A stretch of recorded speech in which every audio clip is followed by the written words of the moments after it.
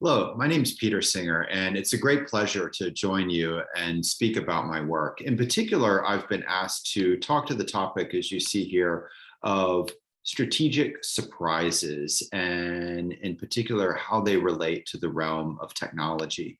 Now, there's a challenge in this. In the defense community, we have a track record of getting the future wrong so often that many people believe maybe we shouldn't even try. For example, one defense leader described it as driving in the dark with your headlights off, with the idea, just don't do it. There's a couple of problems with that. The first is we don't have a choice.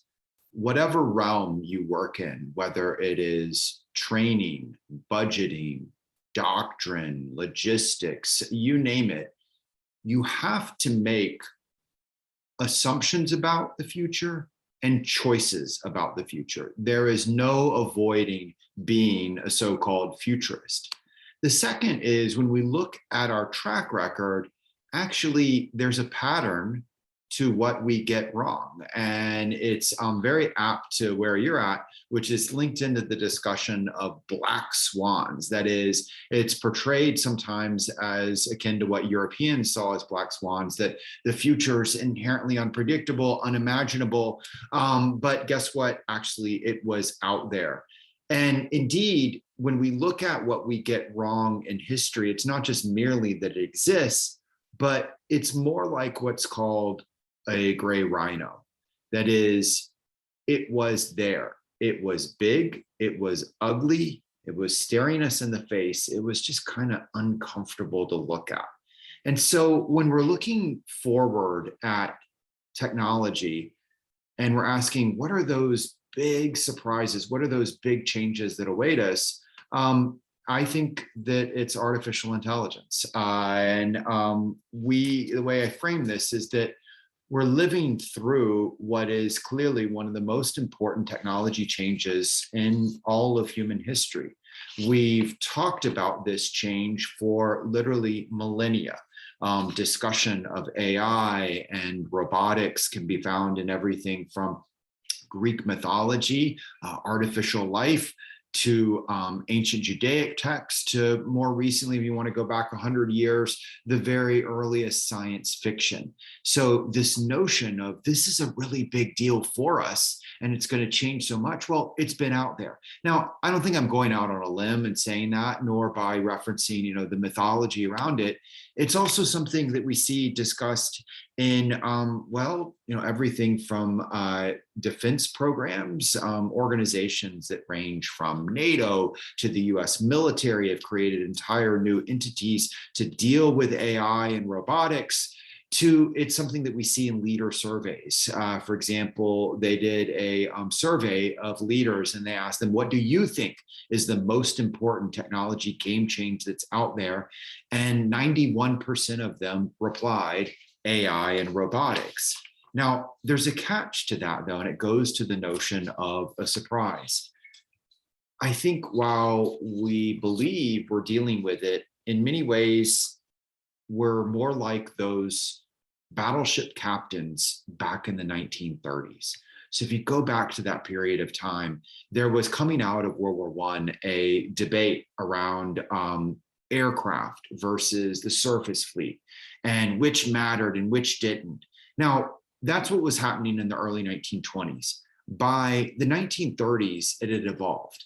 And the battleship captains would, wag their fingers and say, don't you tell me that I'm against new technology like airplanes. I am fully on board with this change. In fact, I've given up both valuable budget and training and even valuable deck space to put airplanes on my battleship. And the reason is airplanes are going to make my battleship more lethal than it's ever been before. They're going to allow my battleship to scout and find the enemy's battleships. And then those airplanes are going to make my guns more accurate than they've ever been before. So I am ready and willing for everything that this technology revolution is going to bring. And of course, they weren't. This is a picture of the USS Arizona, a battleship equipped in that manner. And it wasn't ready. It a couple of years later would famously sink at Pearl Harbor because aircraft had brought something fundamentally different to war. For our friends from the land services, there was a similar kind of discourse playing out. This is a image of a US Army training exercise in the Pacific in 1931. So if you go back, machine guns, we'd seen what they'd done in World War I and what they had changed for warfare. And as late as 1931, our Army is saying in its exercises and war games, don't worry, we're ready. We're ready for this new technology change because we have put machine guns on the back of our horse-drawn wagons. They'd missed what was going on, not just with machine guns, but the larger discussion of mechanization. So what's happening out there with this technology of AI and robotics? Well, we're seeing it play out in its physical form in so many different shapes and sizes and roles. And again, not just in the forward, these are systems already present today. It's not just in terms of the number of forms, it's also how they're being bundled together in new norms. On the top left, you see a Chinese army, a PLA system that deploys small UAS in a micro swarm out of a single truck.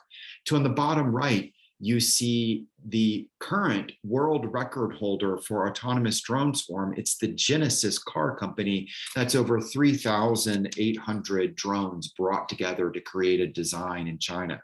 Now, as these examples illustrate, it's not just us who is working with these technologies, but it's also nations that have, in our defense planning, we have to think about as adversaries, and not just to China, but as you see here, maybe, for example, a Russia or an Iran. But it's going to go beyond just thinking about single or even large numbers of robotics out in the field. It's also how robotics and AI changes the larger notion of work and the economy. An Oxford University study, for example, found that 47% of different occupational specialties are going to face complete replacement, reduction, or transformation by robotics and AI over the next generation. That's when they looked at, they examined 702 different occupational specialties. They have found 47% would be touched in this manner. Of course, each of these have military parallels. So don't just think of the typical discourse of it's a killer robot, it's an armed drone or UAS. It's also how it affects everything from, say, military medicine to logistics. Now, it's again, not just thinking of it in these limited forms of the hardware, even in all these different roles, it's also a story that's changing in terms of the software, what runs, and also what networks, what brings together these technologies. If you go back a little over a half century, we have the creation of what was originally called, as you see in the first proposal for it in the Pentagon, the Intergalactic Computer Network. It was in this proposal the notion that computers could be networked together and such that that would mean they could be not just as they were before, big calculators, but they could be, quote, communication devices, as they laid out in this memo. They funded this proposal. They changed the name from Intergalactic Computer Network to ARPANET, to then the modern internet. And of course, that notion of computers networked, being communication devices, gosh, it changes so much.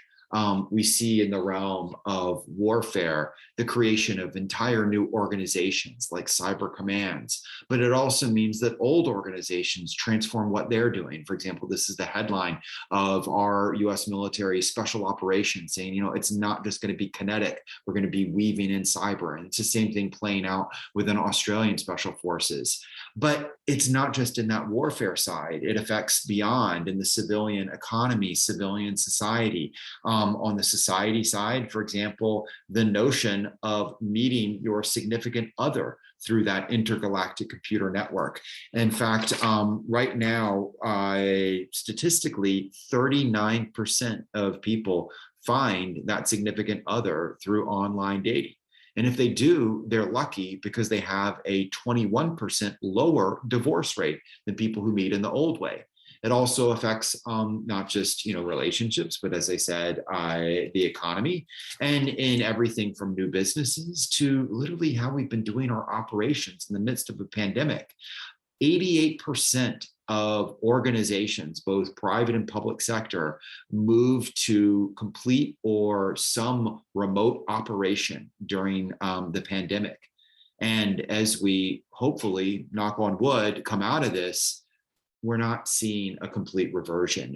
For example, as you see from this headline here, the Pentagon is never going back to its previous space occupancy plans. Overall, we're seeing roughly around 25 to 30% of workforce, not just in military, but in civilian economy, is going to try and stick to distance work for at least most of their week. That's what change we've seen. Guess what? It's changing, because the internet is no longer just about communication, which was significant enough. It's moving into the operation of things, as we call it, the Internet of Things. That's a term that was created in 1999. It's now becoming real with the incorporation into our networks of everything from smart cars, smart power grids, smart military bases, to even individual systems. For example, a modern jet engine has well over 30 different parts of it that are linked into a broader network beyond that jet engine. Now, that is going to yield roughly 11 trillion US dollars in business growth and savings. But we're here to talk about security questions. It's also going to create an entire new landscape and type of cyber threats. This is an image from a project that I'll talk further about, Burn-In, that was both a novel but a research project. And we looked at, for example, I don't want to plot spoil, but it lays out how a hacker going after Internet of Things devices can hit 10 different types of systems in a modern city like Washington, D.C., and create the equivalent of digital versions of the 10 biblical plagues. These systems, though, it's not just about the classic cybersecurity of hacking the network, it's also about what they have. If you go back to the first generation of ARPANET that you see there, that's the first server for it, size of a refrigerator. Or you go to the second generation that a young Mark Zuckerberg here is using to write the original software for Facebook. Each of those systems lacked what we would call sensors, the ability to gather information about the world beyond that computer. Now, pretty much every device has multiple sensors on it, whether it's a smart car to just your smartphone, which has well over 25 sensors, everything from the camera collecting visual information of the world beyond it to geolocation, where in the world is that user of that computer. Combined with social media, the ability to not just collect, but broadcast out that information, it's yielded a concept that we call like war. And like war is the notion that cyber threats are no longer just about hacking the network. They're also about hacking the people on the network by driving ideas viral through a mix of likes, shares, but often lies. And we've seen this weaponization of social media change everything from the realm of terrorism, the creation of new groups like ISIS that depended on social media and wove it into all of their operations, to it's changed the world of politics, the rise of a new kind of politician and president like a Donald Trump would not have happened without social media. He personally credits it for his rise. To it's also changed everything from pandemics to genocide, the use of social media to coordinate and motivate the mass killing in places like Myanmar. We've seen this impact. It's only going to grow more challenging because of the original technology that I was talking about, AI. It's been difficult for many people of discerning truth from lies online, and now we've seen them driven viral. Well, we're going to see soon the incorporation of AI into what's popularly called deep fakes. And like everything else on the internet, it will be both marketized, as you see on the left here, an early example of it, and it will be weaponized. And you see on the right, an early example of that. That is a still shot of a video of a speech that the Belgian premier didn't actually give on coronavirus. Now, AI, though, is not just about outside hardware and software. It also will change us and how we operate. That is, it will swirl around us, shaping almost every decision that we make, not just decisions online. For example, it's already providing recommended courses of action for everything from what music you might listen to what movies get made, or TV series. Netflix uses that, to what news you ingest, and then in turn, what food or drugs you ingest. Now, in this role applied to warfare, here again, we're going to see it play out in a number of ways. We are, as I noted, seeing AI transform professions, in some case replacing people. But for those that are left, it will also guide them in everything here again, from serving as decision aids for military doctors to logistics and maintenance. It'll also do so for commanders. These are images from how we used to think about military planning to, I was at a US Marine Corps amphibious landing exercise where they were testing out new technologies, not just new unmanned systems, but a decision aid that was drawn from the technology for a Waze map. That is, instead of providing recommended routes based on time savings, it was providing to company and platoon commanders recommended routes based on the expected casualties that they would take. I'm the son of a US Army lawyer. That technology is going to save lives by providing insight, AI-driven insight on where to take your patrol. It's also a court martial waiting to happen when we think about the military law questions that come out of whether someone does or doesn't listen to their AI, and whether they do or don't take greater casualties based on that recommendation or not listening to it. Here again, it doesn't stop. The technology is also being utilized in the tools that we operate and how we operate those tools. So it's not just about the robot acting out there or the AI advising us. When we think about tools, technology, whether it was the very first stone that someone picked up to someone flying a drone, we always used our little monkey fingertips. Guess what? That's changing. And through the power of AI, we're beginning to use, for example, brain-machine interfaces. And again, it's not just going to be drones, it's all sorts of other technologies. My point in all of this, taking you through this wild tour of all the different technology, is that I think a massive rethink of not just technology, but the battlefield looms. We'll see everything from new doctrines, new tactics that yields need for new training and the like, new organization. Now, it's pretty bold to say that, but let's pull back and look at history. Why would we think AI and robotics would somehow have less of an impact on war than the machine gun or the larger forces of mechanization? Why would we think it's different than 1914 or 1939? And here again, I think it's got to be more, because this technology is different than every other technology in all of human history, because it's a technology that's increasingly intelligent and increasingly autonomous. So it's not just about replacement, it's ever improvement, ever able to do more and more. So what does that mean then? Well, I think there are all sorts of questions and dilemmas that emerge from this, in particular, when we think about the challenges that come from great power adversaries, like, for example, China. For instance, we're entering an era where it won't be the free world having a technology advantage, but rather, in part because of AI, but also the investments that a nation like China are making in this technology will not just be available to threat actors, whether they're non-state to state powers like a China, but in certain cases, they may have better technology than us. And that is something that we didn't face in the Cold War. Really, you have to go back to the closing years of World War II in the European theater, where the Germans were the ones with rockets or jet fighters, or even better, they had the early assault rifles and better tanks.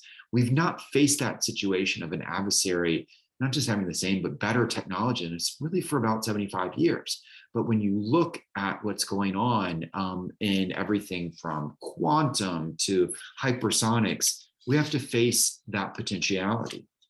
Those trends, that lower barrier to entry of the technology in general, the availability on the civilian side, but also the investment that threat actors are making in it, means that pretty much every single conflict scenario will see multi-domain contestation and battles. That again is very different. If we look at, for example, operations in Afghanistan, you had the air and the sea forces certainly busy in support, but you did not have the World War II parallels of battles for control of not just the land, but the air and the sea. Moving forward, whether it's against a state or a non-state actor, we will see those battles in not just the land, but in air, sea, maybe realms we've never fought before, like space and cyberspace. As examples, when the Saudis intervened in the Yemen, they faced a conflict actor that not just fought them on the ground, but fired back with everything from ballistic missiles to drones to it conducted cyber operations, you name it. So we have to think about these multi-domain fights. In Ghost Fleet, we looked at this, August Cole and I, using the narrative of what would a World War III look like, a war with China, but told through the story of a novel. And one of the key lessons of it, the nonfiction lessons, was this multi-domain issue, how it would be very different than the ways that we've conceptualized World War IIIs in the past, and how in these fights, very small moves in one domain can have enormous consequences in another, but also that the timeline might be different. Those small moves in one domain might be something that happened months or even years earlier. Now, this, of course, demands very different approaches when you think about multi-domain, as opposed to like the linear approaches that we've seen, say, if you're thinking about land warfare. And that is something that, different approaches and everything from organization to just mindset and training. What it means is every single battle moves from kind of chess to three-dimensional chess. Now, the challenge of that for your sci-fi fans out there is they'll recall that really the only person that was good at 3D chess in Star Trek was Spock. So we were trying to train officers with the talent level of a Spock. But here again, don't just think about this as some kind of new matching or even better technologies. It's also about entire new doctrines. Go back in history. It's not just the tank or the airplane or wireless communication. It's how it comes together in an entirely new way. So what is that out there for us? What are those new doctrines? And also not just for us, but for adversaries. And here I'd point you to some very interesting trends that are playing out in Chinese military discourse, and much of it out in the open. For example, you have the 19th Party Congress that essentially instructed the PLA to, quote, accelerate the development of military intelligentization. Now, when you unpack what they are defining intelligentization of, what they are looking at is, in essence, sort of phases of historic warfare. That if the 20th century, you had industrialization, World War II style. And then they say, look at the wars in Iraq. And that, they say, is information dominant. That's what the Americans and their allies were able to do. And they said, however, moving forward, it's not about information. It's about intelligentization, intelligent AI. they go beyond that. There's a second track, and this is surfaced in some PLA writings. For example, an article in PLA Daily published last year. And in it, two Chinese military strategists talked about what they called the new concepts. And so this is this sort of intelligentization in execution. And they described how whether you were looking at unmanned systems to cyber, that the future would be, quote, the effect of small but numerous defeating the big but few. I'm going to say that again because I think it's really important. The small but numerous defeating the big but few is the quote from their article.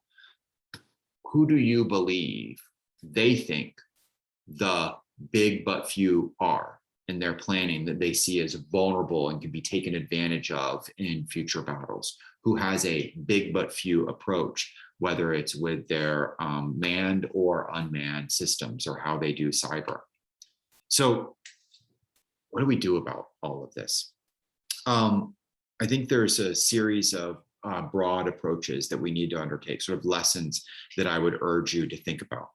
The first is education and awareness is now a fundamental task of leadership. We need to do a better job as leaders of not just understanding these issues, but making sure that our organizations understand them. Go back to that example of 91% of leaders saying AI is the most important thing out there, which we see reflected in new organizational approaches, including in the ADF. Do you know how many leaders say that they understand AI? Not just how it works, but the ways that it's going to be utilized, the dilemmas that come out of it. 17% self-report that they understand AI. Now, that's probably them being a little bit overconfident, but that's still a massive delta between 91% saying this is really important and 17% saying I get it. And so my point here is not just we need to close that gap on AI, but it's really any issue that you believe that your organization and those that you lead within it, where are those deltas? Where are the disconnects between we think it's important, but we understand it? Because if you don't even understand it, how can you expect to make good decisions about it? This links to a second area that we've already touched on a little bit, which is it's not just about new technology. It's about new skills, new human approaches to it. That's really what matters. That's really what wins out. So given all of this change, how are we handling the variety of different elements that go into talent management? As you see here, everything from recruitment, who I pull in, to what skills are needed, to how do I do assessments. If each of these is static and all that change, how can we think that we're going to have the right human approaches to this technology to take advantage of it, to handle it well, to handle its dilemmas? We also need to change how we visualize and prepare for the future. As an example, I believe that too much of our exercises and war games, both within our militaries, but also when we do them with allies, is focused on validation, validating existing ideas and approaches, honing our skills, which means honing what we were already doing, or validating our alliances, working together because we're validating that we care about each other. We sometimes use this to validate and draw in new allies, make them feel good about themselves on exercises. Those are great, they have value, but I think we need to do a bit more of innovation, breaking things, learning new approaches. This is an image from a US Army exercise in 1940 called the Louisiana Maneuvers. And what it was about was essentially understanding what mechanization meant to warfare as opposed to having horse riding forces. And not just everything from, what are new tactics to what does it mean to logistics, to going back to that human side, identifying what kinds of officers were thriving in this new warfare and which ones weren't thriving, and not just sort of what type, but even identifying individual talent. Much of the most famous U.S. military leaders of World War II, the Eisenhowers, the Pattons, and the like, they cut their teeth during the Louisiana maneuvers. In fact, we had a senior leader going around during them with a little green book, taking note of which leaders were doing well. And it wasn't just at the 4-star level. It was down to the battalion commanders, and who would later become division commanders, were all found during the Louisiana maneuvers. Right? Most of them were found during the Louisiana maneuvers. It's important in these new exercises where you're discovering new things to understand that technology, systems, it's not a limiter. This is an image from what were called the Fleet Marine exercises in the 1930s. This is where our US Marine Corps basically developed the doctrine for the amphibious warfare that would take it island hopping with our Australian partners across the Pacific during World War II. You'll notice something. They don't have amphibious landing craft back in the 1930s. They did all of this wargaming and testing without the systems. So that is not a limiter. In these approaches, sometimes you're going to get it wrong. In fact, you want to get it wrong. This is an image from the US Navy fleet problem exercises in the 1930s, where they were learning how to use the new technology of aircraft carriers. And what they thought was going to be a really powerful technology was blimps. And they thought we could bring these together. If you know your history, it didn't turn out that way during World War II.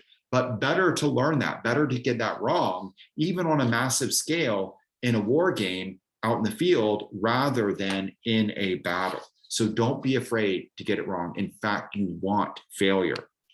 We also, throughout these periods, want to be learning from the private sector. Here again, this is a really interesting story from history from that period of time. In 1937, there was a hybrid land-sea vehicle designed by a quirky millionaire in Louisiana to go rescue people after typhoons, after hurricanes, to rescue victims. At a cocktail party in the Pacific, a US Navy Rear Admiral showed a picture of that technology that had been featured in Life magazine about this quirky millionaire doing private hurricane relief. At a cocktail party, he showed that article to a 2-star US Marine general, said, "Isn't this interesting? Wouldn't this be useful?" 7 years later, that technology was in the same magazine as the cover of it. It's the Amtrak.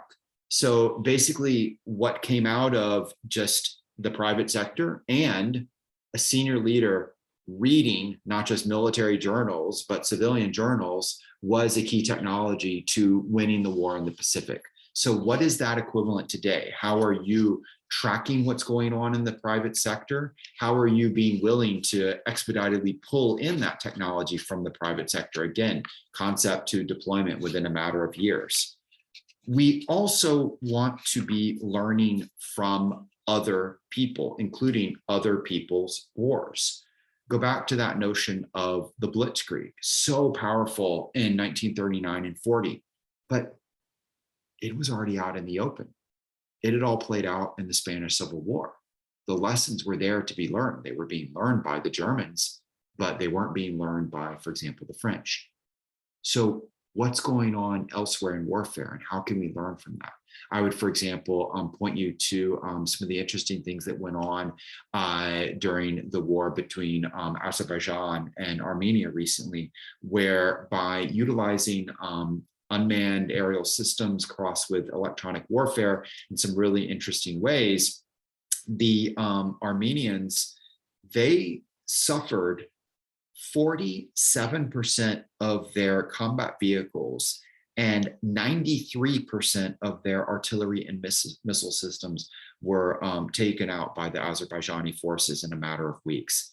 That's a game change. So what can we learn from that? What can we pull from that? How do we keep that from happening to us? Because definitely people are watching and learning. Now, there also is a different approach into both visualizing and communicating all of this change. As I've referenced, there's been projects like Ghost Fleet or our recent book Burn In, where we utilized a blend of nonfiction research and narrative storytelling to bring those two together. Because when we're talking in particular about the future, you have a challenge of both how do I understand, analyze new disruptive ideas, technologies. That's tough enough in a world of change. But the second problem is how do I explain that to key target audiences, whether they are fellow officers, senior leaders, maybe politicians in parliament? How do I not just explain this new thing, but also how do I get and hold their attention in a world where so much else is competing for it? And so what we have done is combine this hybrid of the nonfiction with the power of story. In many ways, think of useful fiction as akin to a breakfast smoothie, something I did to my kids this morning. You are you're putting the vitamins, the fruit, the vegetables into a tasty package. This is sort of the equivalent of that for an audience that's tired of taking their PowerPoints and white papers. A great example of that we did with the Australian military is the project An Eye for a Storm. It took it's a great white paper. It's a report by the Australian military on key reforms needed in defense enterprise education. If I recall, it's a 21-page white paper, chock full of good stuff, chock full of those vitamins. But how do you carry that across? So we took that report's, it had 3 key themes. There were 37 key insights. We blended them into a story that followed a officer from Defense College out into an exciting mission in the field in the future, a embassy evacuation. That package, Eye for a Storm, it didn't just carry across those ideas, it reached a target audience. So far, over 10,000 readers have read Eye for a Storm, including all the way up to the head of the Australian military, the chief of defense, to, we know of, at least 6 current or recently retired US 4-star generals or admirals, service chiefs. 10,000, 4 stars. That is not your normal readership for a white paper on defense education enterprise reform, but we got them through this new approach. And here again, you can use this approach on almost any topic, and we're happy to talk further about how to do that. A couple last changes we need to do. Maybe one of the most important is to kill our sacred cows. What is the challenge for innovation? It's often what's blocking it. And what's blocking it, that sacred cow, that system, that approach that we're loath to get rid of because it's so important to us. It's so important to us in our culture, in our organization. You can almost identify a sacred cow by, if you proposed getting rid of it, would people look at you and say, that's not going to be good for his or her career? And importantly, when I'm talking about killing our sacred cows, it's not just systems. It's not just what's the equivalent to the battleship back in 1939 or the horse cavalry that, you know what, we know it's not ready for not just the present, but the future of war, but we're just kind of unwilling to get rid of it. It's not just about the systems. It's also about organizational structures, organizational approaches, wire diagrams, whether we're talking about the organization of a defense ministry, all the way down to how many people should be in an infantry squad. So when we're thinking about our sacred cows, let's not just try and identify them by the technology, but by an approach, by an organizational structure. What is it out there that we maybe ought to question? So I know that I've thrown a lot at you in a relatively short amount of time. So I'd like to leave you with this just one key takeaway insight. We live in a world of enormous change, technologic change, resultant political, economic change, military change, you name it.